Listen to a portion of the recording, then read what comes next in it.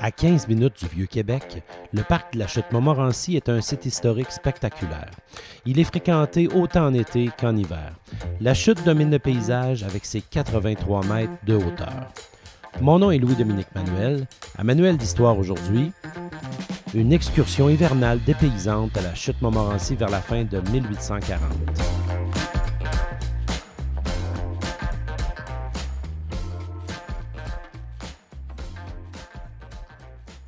Le voyage entre Montréal et Québec à la fin des années 1840 de M. Puyebusque et de sa femme n'était pas tout à fait terminé.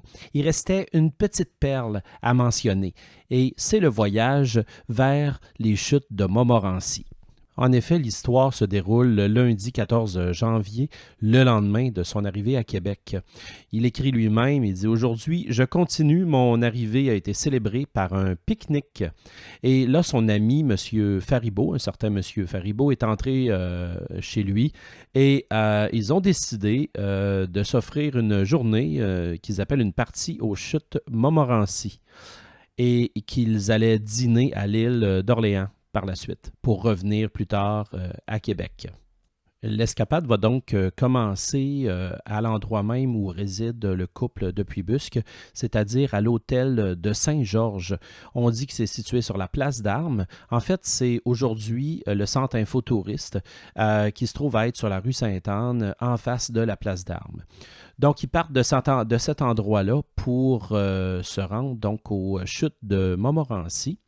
Et donc, ils vont partir, mais ils ne seront vraiment pas seuls. Ils vont partir en sleigh d'abord et ils vont être, dit-on, une vingtaine, un cortège assez nombreux.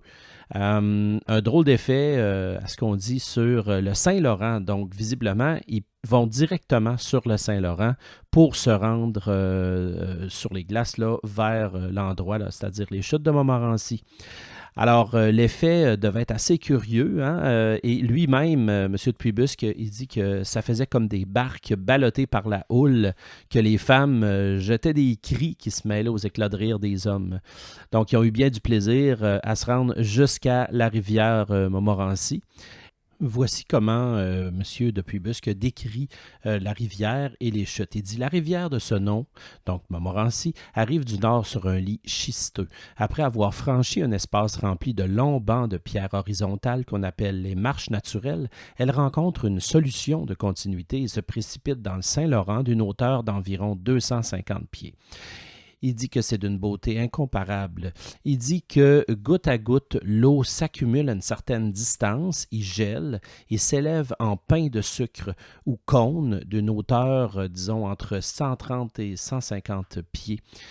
Il relate qu'il y a des marches qui sont creusées avec la hache, qu'on monte au sommet. Et du sommet, on se précipite la tête en avant sur des clisses de bois. Évidemment, ça rend tout le monde bien joyeux. Notre voyageur va donc faire quelques glissades sur à peu près, on dit, une demi-lieue sur une plaine de glace. Et que c'est un enfant qui, en fait, menait le traîneau. Lorsqu'il est en bas, il remarque la chute et le paysage que ça fait. Il dit que il voit la baie, il voit que c'est une neige éblouissante et sur laquelle il y a une foule qui fait comme des petits points noirs et qui a une file qui gravit le grand cône et qui glisse de l'autre côté du cône et puis que ces glissades-là se succèdent là, en mouvement perpétuel. Ils vont quitter les chutes Montmorency pour traverser en sleigh jusqu'à l'île d'Orléans, à une des 5 paroisses de l'île d'Orléans. Il n'est pas mentionné laquelle, par contre. Ils vont se rendre chez un habitant du nom de Gagnon pour un dîner rustique. Il décrit cet habitant-là comme un menuisier, serrurier, charron, un tisserand, un homme à tout faire.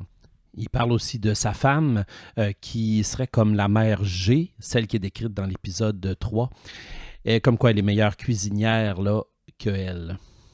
Il dit aussi qu'il y a une famille nombreuse à cet endroit-là. Le repas est décrit comme étant d'une gaieté canadienne qui ont lancé des toasts étourdissants, qui ont chanté au dessert. Puis, une fois qu'ils ont quitté la table, ben, ils vont réembarquer là, sur le fleuve en route vers Québec et ils vont rentrer à cheval, là, encelés, seulement qu'à la clarté des lanternes. Et puis c'est là qu'il va dire « Ma pauvre femme était ravie mais bien fatiguée ». Et c'est comme ça qu'il termine son récit.